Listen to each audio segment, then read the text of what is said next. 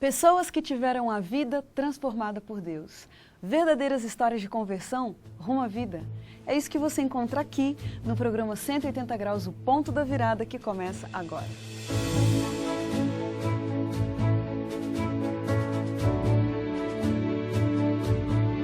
Quando sentimos o toque de Deus na vida, uma mudança acontece.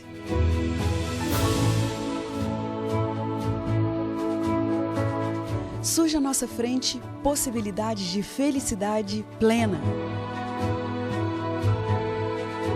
O toque de Deus restaura, renova, refaz.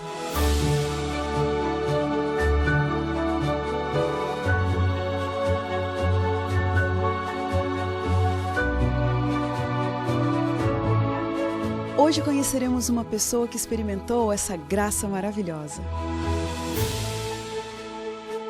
Ela vai nos contar sobre essa mudança de 180 graus que lhe trouxe paz.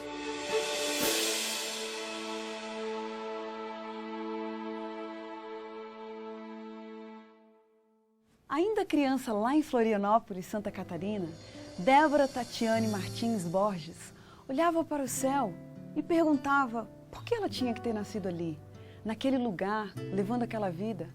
Aliás, como ela bem sabia, sua vinda a este mundo nem havia sido planejada. Na sua infância, brigas e gritaria eram frequentes. E logo aos 6 anos de idade, começou a considerar-se uma pessoa infeliz. Naquela época, excessivamente insegura e medrosa, considerava-se inferior e rejeitada. Com os valores trocados e muito machucada depois de tanto correr atrás de ilusões, ela pensou que a única saída seria se ela pudesse nascer de novo, começar a vida outra vez, como nos sonhos infantis. Será que isso é possível? Será que é possível uma virada de 180 graus em uma mentalidade como essa? Vamos saber isso agora com a nossa convidada de hoje, que é a Débora. Muito obrigada porque você está aqui e se dispôs a compartilhar sua história com a gente. Obrigada a você. Obrigada por essa oportunidade. Imagina, é um prazer. Débora, por que você acha que o ambiente, né, da sua infância não era um ambiente assim mais propício para um bebê, para uma criança? Bem, primeiro, como você falou, né? A minha mãe e meu pai não me planejaram, eu vim por um acidente. Embora eu gosto de sempre deixar claro que eu sempre me senti muito amada. Eu tenho certeza que eu fui assim presente também para minha mãe. Eu dei um novo sentido para a vida dela, eu tenho certeza que ela sempre me amou. Mas por causa de toda a insegurança que ela sentia também quanto ao futuro, por essa gravidez inesperada, ela também transmitia essa insegurança para mim. E nós não tínhamos casa para morar, né? Morávamos com meus avós, que eram já uma família grande, uma família pobre. Meus pais não tinham uma religião, eles não conheciam a Bíblia. Na verdade, eles se diziam católicos, nominalmente só, mas nunca foram praticantes, né? Nós nunca tínhamos nenhuma prática religiosa em nossa casa, não se referia a Deus por nada, né? Deus era uma figura distante, uma figura ausente na minha infância. Agora, você não acha triste essa palavra mesmo, né? Uma criança de 6 anos, com 6 anos, você já conseguia fazer uma avaliação do seu contexto e se sentir triste? Porque ao ir para a escola, eu comecei a me comparar com os amiguinhos na escola. E o meu pai, ele sempre deu muito valor para a educação, né, para a cultura. Então, mesmo nós sendo muito pobres, ele fez de tudo para nos dar uma boa educação, para mim e para o meu irmão, que nasceu logo em seguida de... né? E na escola que eu estudava, era uma escola particular. Então, todas as crianças lá tinham melhores condições sociais do que eu. E eu comecei a me comparar. Por quê? E começar a questionar a vida. Por que que eu tenho que ser diferente? Por que que eu sou tratada diferente? Por que que eu nasci num lar desprivilegiado, né, em relação àqueles meus amiguinhos?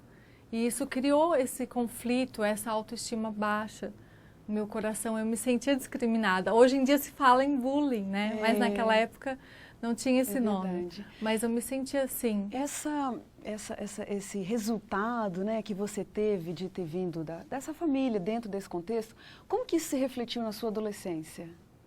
Então, quando eu entrei na adolescência, eu amadureci muito cedo, fisicamente. E isso criou vários conflitos também, porque o meu corpo já era um corpo de mulher numa mente de criança, o que despertava a atenção do sexo oposto dos meninos, e eu não estava preparada para lidar com isso. Mas como na infância eu me sentia desprezada, discriminada, agora o ponto que me fazia valorizada era justamente a aparência física. E isso fez com que eu desse muito valor à aparência física. Eu desenvolvi valores errados, porque eu achava que se eu fosse bonita, se eu estudasse, se eu tivesse uma boa profissão, atingisse um sucesso na vida, tivesse uma boa condição financeira, isso era a condição para alcançar a felicidade. Mas quando eu estava já com 15 anos, eu já havia descoberto que isso não trazia felicidade. Porque eu estava sempre em busca disso e tentando me relacionar com as pessoas, já saía à noite, estava com os amigos. Quer dizer, começou a perceber mais decepções, né? Sim. Eu vi que isso só trazia vazio, infelicidade e que eu jamais iria ser feliz daquela maneira. Pois é, então agora a situação está complicada, né? Porque com uma infância complicada. Na adolescência você começa a colocar seu ideal de felicidade em coisas que realmente não trazem felicidade. Você disse que você não teve uma base religiosa muito sólida, né? Você ia a alguma igreja na sua juventude? Tinha algum relacionamento com Deus? Então, eu sempre tive sede de Deus, mesmo não conhecendo a Deus. Eu tinha vontade. Sede de Deus? Eu tinha vontade. Quando as pessoas falavam sobre Jesus, sobre Deus, sobre a Bíblia, eu tinha interesse, eu queria perguntar mais. Até uma vez, quando eu tinha 9 anos, um vizinho meu, ele também não era frequentador de nenhuma igreja, mas ele lia a Bíblia. Ele tinha 2 filhos pequenos, pouco mais novos que eu. E eu frequentava a casa deles, brincando com as crianças, com os filhos dele. E ele lia a Bíblia, as histórias do Antigo Testamento para as crianças. Eu achei aquilo fascinante e eu queria ir todos os dias à casa dele, naquela hora que eu sabia que ele ia contar as histórias da Bíblia. Sobre Abraão, Jacó, Isaac. Quantos anos você tinha nessa época? Eu tinha 9 anos. Olha. E eu me lembro que eu perguntei para ele, nossa, mas por que nessas histórias Deus se comunicava com as pessoas? E hoje em dia ele não fala nada. Onde está Deus? Por que ele está em silêncio, ele não fala mais com as pessoas? Olha. Aí eu lembro que ele explicou, não, ele fala, mas olha, entre um e outro demorava muitos anos. A ideia que ele tinha, né? E eu fiquei fascinada com aquilo. E eu já, com aquela idade no meu coração, pensava assim, eu quero falar com Deus, então eu quero que ele fale comigo. E eu perguntava para o meu pai, para minha mãe, sobre aquelas histórias, sobre a Bíblia. E meu pai, ele ficou um tanto assustado com aquilo, porque nós éramos muito preconceituosos. E nós achávamos que a Bíblia era um livro misterioso, um livro místico, não era para ser lida, entendida. Era um livro sagrado. Então, mesmo na sua adolescência, você também não teve contato com Deus, com a Bíblia, por exemplo? Não, até os 15 anos, né? Mas, então, nós nem tínhamos Bíblia em casa. E eu, nessa época que eu estava indo à casa do vizinho para ouvir as histórias da Bíblia, pedi ao meu pai que ele também me falasse de Deus, né? Talvez até por aquela vontade de ter o pai junto ali, lendo uma história, né? Uma coisa tão família. Também, isso, né? Aqueles momentos eram tão junto. Gostosos, né? Mas eu estava curiosa mesmo de saber sobre Deus, sobre a Bíblia. E seu pai comprou a Bíblia? Então, não, nós não tínhamos Bíblia em casa. E nós fizemos, então, uma reunião, tipo um culto familiar, né? Desligamos a TV todos os dias à noite, todos os dias, não, durou pouco tempo isso, para rezar o rosário, porque nós não tínhamos Bíblia. Mas não era a mesma coisa que ler a Bíblia, que né? bonito, Que ter aquele fascínio. Mas nós tentamos, Certo. ficamos uns 3 dias, eu acho, rezando Só que como eram rezas repetidas, aquilo era muito monótono para uma criança, né? Então eu e meu irmão não gostamos e logo nós cansamos e paramos, não, deixa assim. Débora. Mas meu pai me proibiu de ir à casa, continuar indo à casa do vizinho, porque ele achou que eu estava ficando muito fanática. Isso que na eu ia te época. perguntar, por que você não continuou indo lá? Não podia mais. Ele cortou. Então, Débora, tá complicada a situação dessa Débora. Então. Olha, uma criança que com 6 anos já se sente inferior, né? Faltam bens materiais, falta uma autoaceitação, não tem um contato com Deus, tem vontade de conhecer a Deus, de repente é proibida disso, começa a ter os valores distorcidos. Qual era o seu... Descreve pra gente um pouquinho do seu estado emocional, por exemplo, aos 15 anos de idade. Que tipo de emoções você alimentava dentro de você? Então, eu sentia muita ansiedade pelo futuro, insegurança e eu valorizava demais esse aspecto físico mesmo, né, de querer usar a aparência, o corpo para chamar atenção, tendo a apreciação, a admiração que eu sempre quis desde a infância e nunca tive. Débora, a gente vai dar uma paradinha aqui, um minutinho na nossa conversa, daqui a pouquinho a gente continua. Como você vê, a história de uma jovem que está cheia de questionamentos, de inseguranças com relação à vida, cheia de necessidades para serem supridas. E agora, como aconteceu uma mudança de 180 graus na vida da Débora Borges? É isso que a gente fica sabendo daqui a pouquinho, depois do intervalo.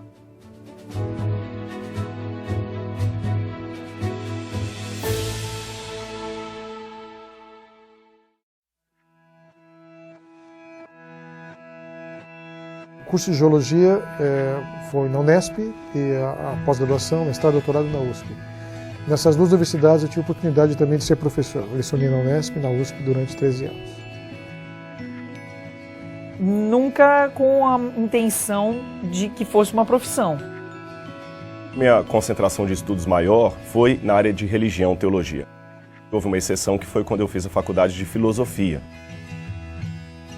Eu fiz meu mestrado e doutorado em engenharia na área específica de geotecnia. Chegou um momento que eu finalmente me dei conta que eu não conseguiria viver sem aquilo. Eu levo a arqueologia como objeto sério de pesquisa, especialmente a arqueologia que conta a história bíblica, a história do Oriente Médio. O departamento de geotecnia, onde eu trabalhava, era o melhor da América Latina.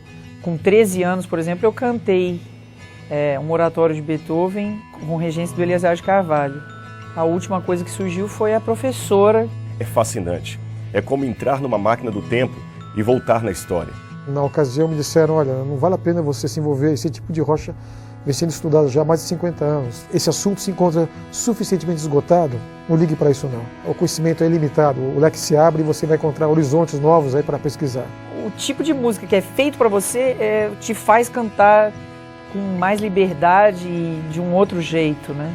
Eu desconsiderei esse conselho e realmente me envolvi no estudo dos basaltos e fiz descobertas inéditas. Na verdade, embora em termos de currículo Lattes eu esteja no 2º doutorado, se for contar a história a rigor, deveria ser o 3º doutorado. Aí o professor Vandir me convidou para dar aula de canto na Escola de Artes. Depois disso eu fui fazer pós em regência, fui fazer mestrado. Eu recebi o convite para vir ao UNASP.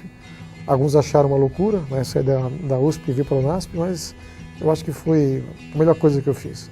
Dar aula é uma coisa que sempre me deu muito prazer. Eu achava que depois que eu parasse de cantar eu ia dar aula, só que foi junto e está sendo ótimo. Mas talvez minha contribuição maior no UNASP foi ter implantado o curso de Engenharia Civil. Quando eu fui, então, pela primeira vez em Israel, em 1998, para trabalhar com escavação arqueológica, eu consegui a doação de mais uma caixa de artefatos arqueológicos e hoje, pela graça de Deus, o Museu Paulo Bock já consta com mais de 2.000 peças, mais de 2.000 artefatos arqueológicos, 95% deles originais, verdadeiros, peças com mais de 3.000 anos de idade. Nós temos o único museu de arqueologia bíblica da América Latina.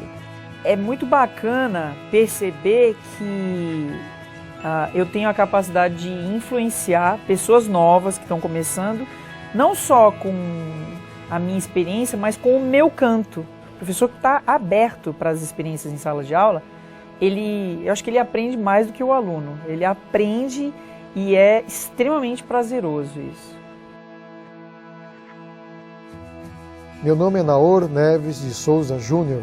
Eu sou o Rodrigo Silva. Meu nome é Regina Mota. E eu sou o NASP. Mas eu sou o NASP. E eu sou o NASP.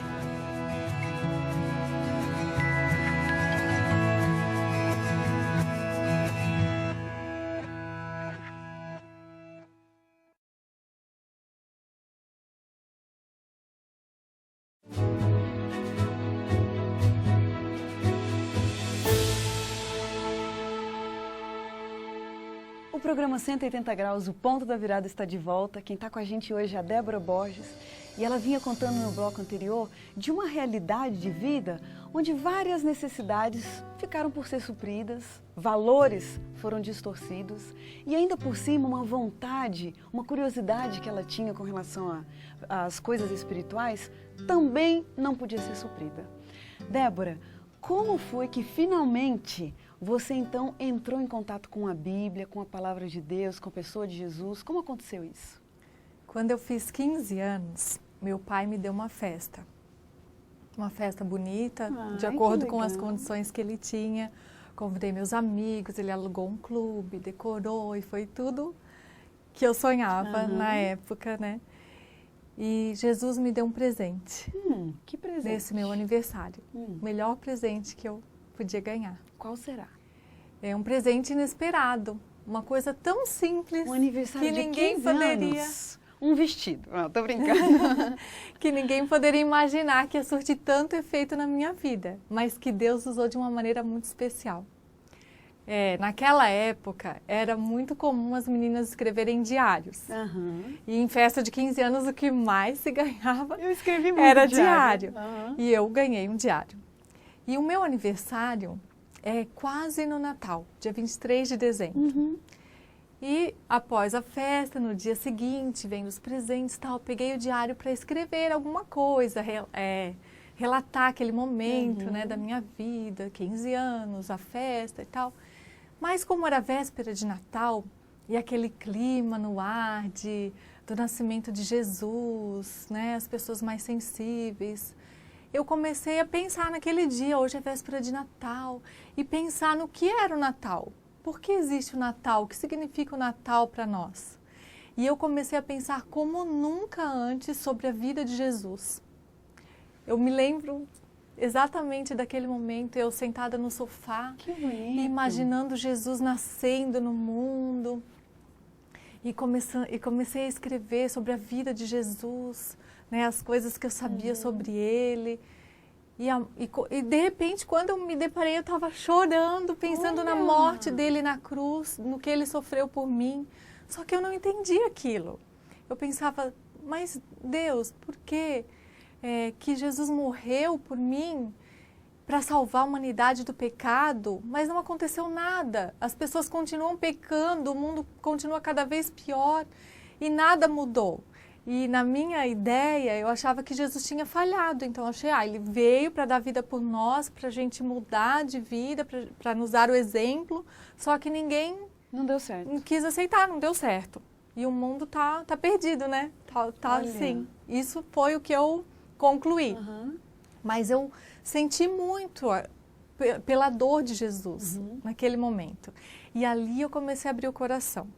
Dias depois... Eu cheguei em casa de madrugada, depois de vir de uma danceteria com meus amigos. E chegando em casa não conseguia dormir e comecei a sentir aquela angústia, aquela ansiedade. E queria encontrar algum alívio, alguma coisa que me trouxesse paz, que me fizesse dormir tranquila. Queria encontrar um sentido para a minha vida, alguma coisa que me trouxesse alegria. E o Espírito Santo, então, falou muito forte na minha mente, no meu coração, naquele dia. Mas que interessante. E falou, não audivelmente, mas falou muito claro, dentro do meu coração, leia a Bíblia. Olha. Leia a Bíblia. E eu fiquei, mas eu nem tenho Bíblia. Onde eu vou achar uma Bíblia agora? E providencialmente, em cima da mesinha da sala, estava um Novo Testamento, aqueles que são entregues gratuitamente, sabe? Pelos Gideões, eu acho, né? Gideões então, Internacionais. aquele Novo Testamento. E tem ali umas partes de Salmos e Provérbios junto. E eu peguei aquele então, não, então tá aqui, então é isso. E eu amanheci lendo a Bíblia. Olha, comecei a ler que as experiência passagens. linda. E ali eu fui abrindo meu coração. Dias depois, olha, foi tudo assim que Deus foi trabalhando que e Deus me deu esse presente. Trabalha mesmo. assim, de uma forma única mesmo, né? Para Assim, você, do seu jeito. Não tem como dizer que não foi Deus, né? Porque foi tudo na mesma época e Ele mostrando a palavra dele para mim, colocando ela na minha frente, trazendo aqui a resposta para a minha busca. Aí eu, naqueles dias, também fui na casa de uma amiga que era a minha melhor amiga, a pessoa assim que tinha a maior influência sobre mim. E um tio dela falava sobre o Apocalipse, que ele tinha estado num seminário, mas ele estava falando para que nós não lêssemos o Apocalipse, porque era muito assustador, as coisas que viriam sobre a terra tal, para a gente não ler. Quando ele falou isso, daí que eu fui para casa ler o Apocalipse. Agora que eu quero ler. Agora que eu quero saber o que vai acontecer. E comecei a ler o Apocalipse. E realmente eu fiquei muito... que palavra que eu uso? Fiquei chocada, fiquei assustada, fiquei impressionada com o que eu estava lendo no Apocalipse. Sobre as pragas, sobre o fim do mundo. Mas também eu fiquei intrigada, porque ali eu entendi que o povo de Deus não seria participante daquelas calamidades. Olha. E eu falei, então existe um povo de Deus, então tem um povo, existem pessoas que vão ser protegidas por Deus dessas Sozinha coisas. você foi chegando a essas conclusões. E eu então fiquei desesperada, pedindo a Deus, Senhor, Deus, eu falava Deus, né? Deus, eu quero ser do teu povo, me mostra quem é esse teu povo, eu quero ser parte dele, o que eu faço, como, eu quero entender o que é isso, besta, dragão, mar e 7 chifres, o que é isso? Eu queria saber tudo aquilo, né? Que o Apocalipse é muito simbólico. E eu orando então e pedindo a Deus do meu jeito, né? Para que ele me explicasse aquilo. Algum tempo depois, não muito tempo, um mês talvez, apareceram 2 irmãos adventistas lá em casa oferecendo estudo bíblico, revelações do Apocalipse. Não acredito. Mas escuta, você não conhecia essas pessoas? Não, eu não conhecia, mas o meu pai conhecia. E Só que eu não sabia que ele conhecia. Sei, mas escuta, e essas pessoas foram lá a convite do seu pai? Não, é que um deles havia emprestado o livro Grande Conflito para o meu pai. Só que meu pai nem leu, deixou lá guardado.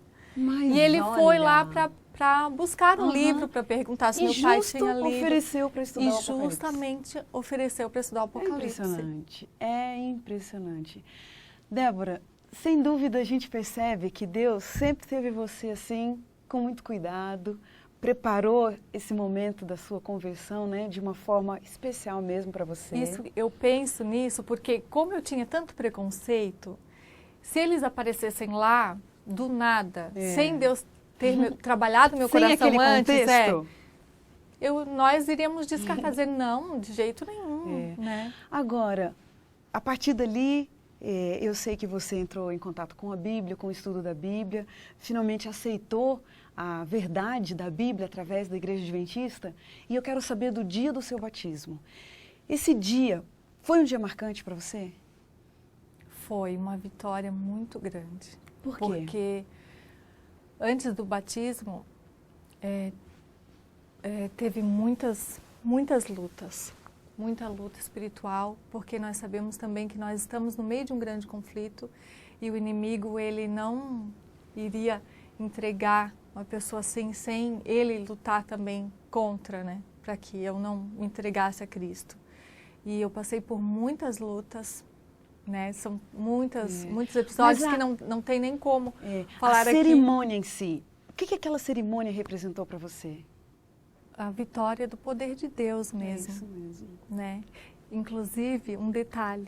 Ali estava um detalhe que foi primordial. Ali no meu batismo, dentro do tanque batismal, comigo estava a minha melhor amiga. Olha. Aquela que antes, quando eu comecei a estudar a Bíblia, foi tão contra, que achava que que eu estava enganada, que não seria possível, e ali ela estava, Deus Junto com também você. trabalhou na vida dela, que é um outro Puxa. capítulo, para que ela também estivesse ali comigo. Mas, E olha, além do mais, né, além de tudo isso, Deus é tão maravilhoso que Ele me deu a bênção de estar ali no meu batismo, o meu esposo, que então era meu namorado, que estava me ajudando muito, que foi um presente de Jesus, que me deu muita força, que me fez conhecer melhor a Bíblia, que me ensinou a me relacionar melhor com Deus, Puxa que vida. me deu aquele apoio Olha, que eu precisava. Ouvindo, Débora, a sua história, a gente não tem dúvida mesmo de que Deus cuidou de você com muito cuidado, com muito carinho, né? Sua história é exatamente uma prova de que Deus se importa, de que Deus é pessoal, de que Ele sabe as nossas necessidades e vem para suprir cada uma delas. A gente tem aqui no nosso programa um minutinho, né, de um ping-pong, e eu quero fazer esse momento com você, né? Falar uma palavrinha para você e você me diz o que vem à mente. O que vem à sua mente quando você pensa na palavra vida? Oportunidade, Beleza, criação, perdão, Jesus, autoestima,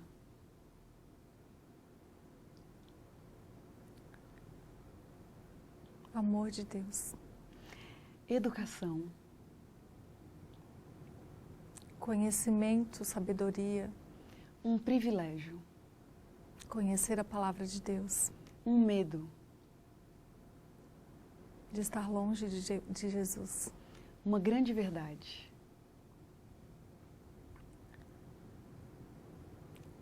a palavra de Deus, uma grande mentira,